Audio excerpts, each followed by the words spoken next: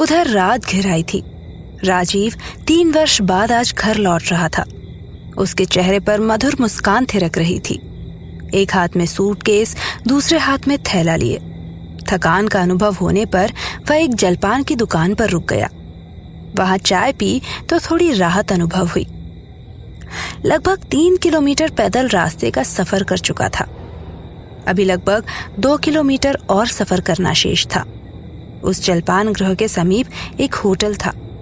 राजीव ने यहाँ बैठे व्यक्ति से पूछा, इस गांव में काफी अंधेरा हो गया है, आप अब यहीं रुकेंगे? माफ करें, मैं आपकी बात को समझ नहीं पाया, उसने शुष्क स्वर में जवाब दिया। राजीव ने कहा, रात के समय सुना है पता नहीं कहां से डकैत आ जाते हैं, सारा सामान लूट कर ले जाते हैं। किसी ने विरोध किया तो उसकी हत्या तक कर दी जाती है। फिर बीच में घना जंगल भी पड़ता है। सोचता हूँ कि आज रात होटल में ही गुजार लूं, सुबह गांव की ओर प्रस्थान करूंगा। रात के 10 बज चुके हैं। हाँ, अगर तुम साथ दो तो अवश्य आगे चल सकता हूँ। मेरे पास अब रात गुजारने के लिए दूसरा कोई रास्ता नहीं बचा। अचानक राजीव की दृष्टि पीपल के पेड़ पर पड़ी तो उसके रोंगटे खड़े हो गए। वृक्ष का एक भाग तेजी से हिल रहा था, शेष भाग शांत था। बड़ी ही आश्चर्यजनक घटना थी। वृक्ष दीवार की तरह खड़ा था, पर उसके तने का एक भाग तेजी से हिल रहा था। उसने आसपास दृष्टि दौड़ाई, पर उसे कोई दिखाई नहीं दिया। वापस अपने स्थान पर खड़ा हो गया और उसे गौर से देखने लगा। एक डाल रुकती तो दूसरी डाल हिलती। उस वृक्ष पर कोई प्राणी भी दिखाई नहीं दे रहा था। बड़े झोंकों के साथ बदलती हुई डालियां हिल रही थी, जैसे कोई वृक्ष पर चढ़कर जोर जोर से हिला रहा हो। रात बड़ी डरावनी सी लग रही थी। कलाई घड़ी पर दृष्टि डाली तो रात के 12 बजे हुए थे। वह वापस मुड़ा तो उसकी निगाह 2 अनजान व्यक्तियों पर पड़ी। इतनी रात में ये 2 लोग यहाँ क्या कर रहे हैं? उसने जरा गौर किया तो उसे अनुभव हुआ कि 2 लोग पीपल के पेड़ के नीचे बैठे बातें कर रहे हैं। उनमें एक लड़की दुल्हन की पोशाक में है तथा दूसरा लड़का दूल्हे की पोशाक में। दृष्टि फेरी तो देखा डाल पर 2 व्यक्ति खेल रहे हैं, कभी इस डाल पर तो कभी उस डाल पर। दोनों का चेहरा जोरों से हंसने जैसा लग रहा था, पर स्वर सुनाई नहीं दे रहे थे। फिर मुड़ा तो एक नौजवान प्रतीक्षा की मुद्रा में बैठा बेचैनी अनुभव कर रहा था। राजीव के मन में तरह तरह के बुरे विचार तेजी से आ जा रहे थे, क्योंकि उसने बचपन में भूत प्रेत की अनेक कहानियां सुन रखी थी, लेकिन देखा नहीं था। शायद वे सभी प्रेत आत्माएं हैं, क्योंकि सभी लोगों के पैर स्पष्ट दिखाई नहीं दे रहे थे, केवल तन दिखाई दे रहा था। राजीव बेतरह घबरा रहा था, गला सूखने लगा। तभी वहां से एक लड़की निकली और उस पेड़ की ओर चली गई। जलपान गृह का सारा स्टाफ सो चुका था। चेहरे पर पसीना बह आया, आंखें निकल गईं, शरीर सूखे पत्ते की तरह कांपने लगा और बड़ी मुश्किल से उसने स्वयं को संभाला। हिम्मत कर एक बार फिर उसने दृष्टि दौड़ाई। थोड़ी दूर पर ही एक तांत्रिक साधना में बैठा मंत्रों का उच्चारण कर रहा था। वह कुछ सोचकर आगे बढ़ा। बड़े ही नाजुक दौर से राजीव गुजर रहा था, क्योंकि वह अपने जीवन में पहली बार ऐसे अद्भुत दृश्यों को देख रहा था। प्रेत आत्माओं की लीला का अद्भुत दृश्य। साधना की सिद्धि में तल्लीन वह तांत्रिक बड़ी बड़ी दाढ़ी, लंबे केश, काला वस्त्र पहने हुए, गले में रुद्राक्ष की माला, भाल पर गोल लाल तिलक। रात के शांत डरावने माहौल में राजीव बड़ी मुश्किल से हिम्मत जुटा पाया। पेड़ के नीचे खड़े तांत्रिक के कारनामों को विस्फारित निगाहों से देखता रहा। दूसरी तरफ प्रेत आत्माओं का एक अलग खेल चल रहा था। उसकी साधना निरंतर चल रही थी। संभवतः वह अपनी तंत्र महासाधना में लीन था। वास्तविक अर्थों में देखा जाए तो तंत्र विज्ञान भारतवर्ष का आधार रहा है। तंत्र भारतवर्ष की सर्वोच्च पूंजी बनी रही। बाद में धीरे धीरे कुछ लालची और अनैतिक तत्व इसमें आ गए, जिन्हें ना तो तंत्र का ज्ञान था और न इसके बारे में कुछ विशेष जानते थे। देह सुख और भोग को ही उन्होंने तंत्र मान लिया था। तंत्र तो भगवान शिव का बल है। उनके माध्यम से ही तंत्र का प्रस्फुटन हुआ। जो कार्य मंत्रों के माध्यम से संपादित नहीं हो सकता, तंत्र के द्वारा उस कार्य को निश्चित रूप से किया जा सकता है। मंत्र का तात्पर्य है प्रकृति की उस विशेष सत्ता को अनुकूल बनाने के लिए प्रयत्न करना, और अनुकूल बनाकर कार्य संपादित करना। पर तंत्र के क्षेत्र में यह स्थिति सर्वथा विपरीत है। अगर सीधे साधे तरीके से प्रकृति वशवर्ती नहीं होती तो बलपूर्वक उसे वश में किया जाता है और ऐसी क्रिया को ही तंत्र कहा जाता है। शायद वीराने में बैठा वह अघोरी तांत्रिक इसी तंत्र को संपन्न कर रहा था।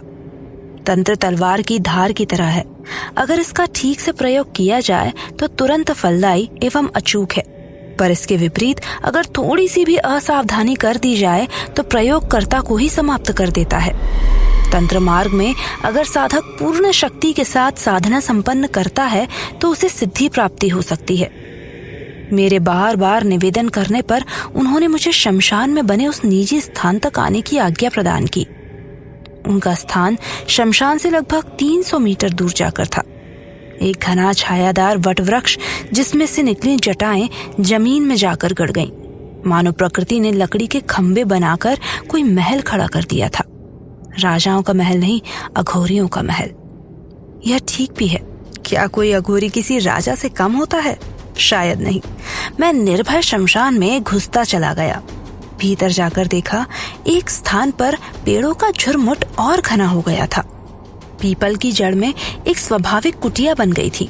वहीं पर एक विशालकाय काला व्यक्ति घनी अधपकी की दाढ़ी और बड़ी बड़ी आंखों के साथ बैठा अपलक मेरी ही ओर देख रहा था। मैंने अघोरियों के क्रोध के विषय में अनेक बार सुन पढ़ रखा था। इसी कारण उनके बोलने से पूर्व ही मैंने अपना परिचय दे दिया कि मैं एक सात्विक तांत्रिक हूँ। परिचय जानकर वह एकाएक उठ खड़ा और मुझे पीछे आने की स्वीकृति दे दी। उस समय उसके साथ ही भैरवी भी बैठी हुई थी। अघोरी की आकृति विशालकाय और तीक्ष्णता से भरी हुई थी। अपनी कुटिया में पहुंचने पर वह मुझे देखकर मुस्कुराया और फिर अपने बाघ चर्म पर बैठ गया। भैरवी भी सजी हुई थी। कोई कह नहीं सकता था कि वह लज्जा से भरी स्त्री अघोरियों के साथ शमशान में रह सकती है। मैं गहरी नींद के कारण एक और लुढ़क कर सो गया। जब मेरी आंखें खुली तो सवेरा हो चुका था। मैंने देखा भैरवी मुझे प्यार भरी धमकी देकर जगा रही है और नाश्ते का निवेदन कर रही है। नाश्ते में भुने आलू और मीठा हलवा था। मैं हैरान था। मैंने तो पढ़ा था कि अघोरी कच्चा मांस खाते हैं, देशी मदिरा पीते हैं और यौन क्रियाओं में मग्न रहते हैं। आश्चर्य, यहाँ आलू और हलवा खाया जा रहा था और समीप बहते शीतल जल से अपनी प्यास बुझाई जा रही थी। अघोरियों के विषय में बहुत कुछ सुना और पढ़ा था, पर यहाँ एकदम विपरीत था। कुछ भी अप्रिय तथा अकृष्ट नहीं था। हमारे समाज में गुरु सत्ता की शक्ति पालने की लालसा में दर दर भटकते देखे जाते हैं। जो स्वयं तथा कथित भगवान हैं, शक्ति का स्वयं पुंज हैं, स्वयं लाखों व्यक्तियों के गुरु हैं, अरबों की संपत्ति उनके पास है, वह भी सत्ता पाने के लिए, गाड़ी के लिए, भक्तों से घिरे रहने के लिए, अफसरों से जी हुजूरी कराने के लिए दर दर भटकते फिरते हैं। यह मानव मन की अतृप्त कामनाओं का एक नमूना है, साधकों के अतृप्त होने का प्रमाण है। शहरी जीवन में इस जीवन को देखकर मैं देख पाया कि अघोरी किस मस्ती में रहते हैं। भैरवी और अघोरी का संबंध पति पत्नी का था। इस रिश्ते में कुछ भी गलत नहीं था। भैरवी एक सीधी सादी पहाड़ी स्त्री थी। दोनों साथ साथ घूमते घुमाते शमशान तक पहुंच गए। एक बात पर मैंने विशेष ध्यान दिया कि अघोरी और भैरवी दोनों एक दूसरे को पूरा सम्मान देते थे, एक दूसरे की बातों को ध्यानपूर्वक सुनते थे। और यूं भी वास्तविक रूप में तंत्र साधनाओं में स्त्री का रूप प्रेयसी का ही बतलाया गया है। प्रिय साधकों, भारत की भूमि पर अनेक सिद्धों का आगमन होता रहता है और उनकी साधना से इस धरती पर सुख, शांति एवं चैतन्य की छटा छिटकती रहती है। इससे साधकों को ज्ञान और उपदेश प्राप्त होता रहता है। ऐसे ही साधकों की श्रेणी में शायद ये अघोरी था। जैसा कि हम सत्य घटनाओं में पढ़ते हैं कि अघोरी बड़ी बड़ी जटाओं वाला, तिलकधारी, काले वस्त्र पहने हुए एवं बड़ी मालाओं से सुशोभित होता है, मैं भी इस अघोरी के विषय में यही चिंतन रखता था। पर अब यहाँ सब कुछ विपरीत और आशा से अलग था। यह अघोरी शिव भक्त था। अगर देखा जाए तो भगवान शिव की साधना अघोरियों के लिए अत्यंत उपयोगी है, क्योंकि शिव समस्त सिद्धियों को देने में समर्थ है। पूर्णतः निर्लिप्त और निराकार होते हुए भी शिव पूर्ण औघड़ हैं। इसी कारण एक ओर जहाँ वे गृहस्थों के इष्ट हैं, वहीं दूसरी ओर अघोरियों के देव भी हैं। भगवान शिव की आराधना किसी न किसी रूप में प्रत्येक वर्ग करता है। भगवान शिव केवल एक रूप में ही नहीं अपितु विभिन्न रूपों में मनोकामनाओं की पूर्ति करते हैं। वे एक और कुबेराधिपति हैं, वहीं मृत्युंजय रूप में आयु देने वाले भी हैं। औढ़धानी बनकर फकीर को राजा बनाने में सामर्थ्य रखते हैं। दूसरी ओर स्वयं शमशान में रहते हुए भस्म लपेटे हुए उसी प्रकार से आनंदित रहते हैं जिस प्रकार वे कैलाश पर्वत पर रहते हैं। इन्हीं भगवान शिव की आराधना कर अघोरी संप्रदाय सिद्धि को प्राप्त करता है। राजीव शमशानवासी अघोरी से बेतरह प्रभावित था। मैंने उससे अघोर विद्या का चमत्कार दिखलाने का अनुरोध किया तो वह मुस्कुरा पड़े। प्रातः होने तक प्रतीक्षा करो या कहकर कुटिया से बाहर चले गए। मैं भी सोने का उपक्रम करने लगा, पर नींद कहाँ थी। करवटें बदलते देखते देखते रात बीत गई। भोर की पहली किरण के साथ ही मैंने अघोरी के साथ एक स्त्री को दरवाजे के मध्य खड़ा पाया। अभिवादन के बाद उस स्त्री ने बतलाया कि उन्हें जब वह बिहार के कॉलेज में पढ़ रही थी, भारत से अनेक हस्तरेखाविद ज्योतिषियों के दर्शन का अवसर मिला था। एक ज्योतिषी के विशेष अनुरोध पर उन्होंने उनकी जन्म कुंडली देने के विशेष तौर का समय दिया था। वे एक आलीशान होटल में ठहरे थे। वहां उन्होंने उसकी जन्म कुंडली देखी तो उनकी आकृति बहुत ही गंभीर हो गई। उन्होंने स्नेहपूर्वक कहा, होनी को टालने वाले केवल प्रभु हैं, वे ही तेरा नैया पार लगाएंगे। मैंने देखा ज्योतिषी की आंखें गीली हो गई। एक अनजाने भय से मेरा तन मन सिहर गया। मैंने ज्योतिषी से निवेदन किया कि जो भी अनिष्ट होने को है उसे वह बतला दें। ज्योतिषी ने पहले तो टाल मटोल की। आखिरकार उन्होंने बतलाया कि उनके जीवन में मां बनने का कोई योग नहीं है। इतना ही नहीं, पति द्वारा त्यागी जाकर उन्हें कई कष्ट उठाने पड़ेंगे। इतना सुन अघोरी की पीठ से लिपट कर वह स्त्री जोर जोर से हिचकियां लेने लगी। वह सोचने विचारने की सारी शक्तियां पीछे छोड़कर अघोरी की पीठ से लिपट गई। अघोरी के नग्न काले विशाल कंधे और पीठ उस रूपसी के गर्म आंसुओं से भीग गए। उसने अपने दोनों हाथ उसकी कमर से लपेट लिए। उसके मुखड़े को कुछ देर तक टकटकी बांधकर देखने के बाद अघोरी बोला, तू उस ज्योतिषी की बात याद कर रही थी जिससे तेरा भाग्य बताया था? उस स्त्री ने कहा, हाँ, लेकिन अघोरी चाहे तो अपने तप से दूसरों के दुखों को दूर कर सकता है। हम तो फक्कड़ अघोरी हैं। हमें तपस्या से जो मिला है वह सब मैं तुझे दे सकता हूँ, मगर लेना है तुझे। अगर स्वीकार है तो बोलो। मैंने स्वयं अनुभव किया कि अघोरी की आंखों में वासना का कहीं नामो निशान नहीं था। वह बहुत ही दयनीय शब्दों में उससे निवेदन कर रहा था, मैं चरणों में हूं, मुझे शरण में ले लीजिए। अघोरी मुस्कुराया। शमशान में दूर कहीं राम नाम सत्य है, सत्य बोलो गत है की आवाज गूंजी। उसने उसको अपनी सख्त बाहों में कस लिया। उसका एक हाथ उसकी कमर में से होता हुआ उसके ब्लाउज तक पहुंच गया। मैं हतप्रत देख रहा था। उसने अपनी आंखें बंद कर ली। अघोरी की उंगलियों ने हुक खोल दिए। वह कटी पतंग की तरह अघोरी की बाहों में झूल गई। सारी रात अघोरी अनेक प्रकार की क्रियाएं करता रहा। प्रातः दूर आकाश में भोर का पहला तारा उगाया था। अघोरी की नजरों ने उस तारे को देखा। इसके बाद वहां से हट उसने दीवार के सहारे रखा त्रिशूल अपने हाथ में लिया और उसमें बंधे हुए काले वस्त्र को खोलकर उस स्त्री की तरफ बढ़ाकर वह बड़े ही मृदु स्वर में बोला, खड़ी हो, ये ले कपड़ा अपने पास रख। जिस पल यह तेरे पास से चला जाए उस घड़ी से तू समझना कि तेरे सारे कष्ट समाप्त हो गए। याद रखना, अघोरी का यह वचन कभी भी झूठा नहीं होगा। लेकिन बाबा, उसने कुछ कहना चाहा पर अघोरी ने उसे डांट दिया। खामोश, एक भी शब्द मत बोल। तू क्या जाने कि इष्ट और हम में कैसे कैसे विवाद चलते रहते हैं।